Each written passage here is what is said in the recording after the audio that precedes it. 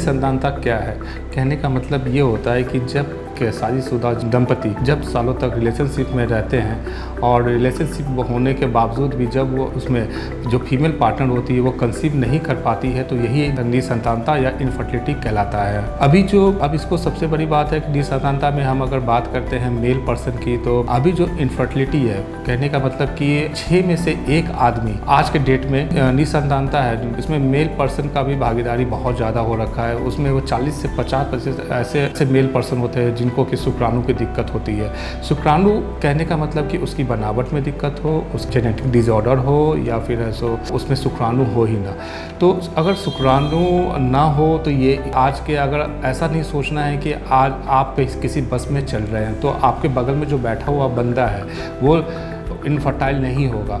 हो सकता है, क्योंकि दुनिया में 1% ऐसे लोग हैं जो आज के डेट में एंजियोस्पर्मी है। कहने का मतलब ये हुआ कि जब पुरुष मैस्टरबेशन के सहारे या अपने पार्टनर के साथ रह के जो ब्रिय निकालता है, जब ब्रिय में कोई स्पर्म होगा ही नहीं तो उसी को कहा जाता है एंजियोस्पर्मिया। तो स्पर्म रहित, शुक्राणु रहित ब्रिय जो कहलाएगा वो एंजियोस्पर्मिया कहलाता है। बहुत सारे रीजंस हो सकते हैं, जैसे कि ये मैं अभी मेल फर्टिलिटी के ऊपर बात कर रहा हूँ कि इसमें हार्मोनल इम्बैलेंस हो सकता है। दूसरा, इसमें ब्लॉकेज ऑफ स्पर्म मूवमेंट, यानी जो आपके अंडकोश है जो पुरुष का, वहाँ पर ऐसा शुक्राणु तो बन रहे हैं लेकिन वो बाहर की तरफ है, लिंग के बाहर वो नहीं आ पा रहे हैं, तो ये भी एक समस्या हो सकती है।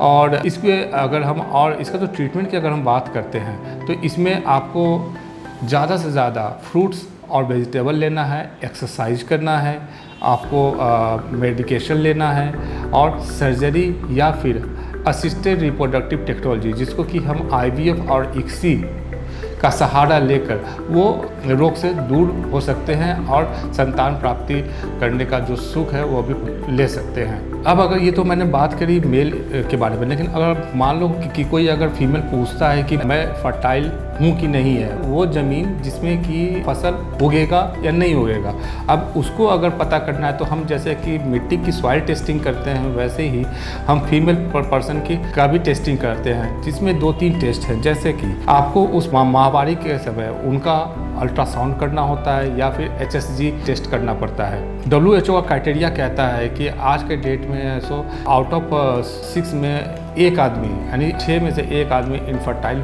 हो सकता है।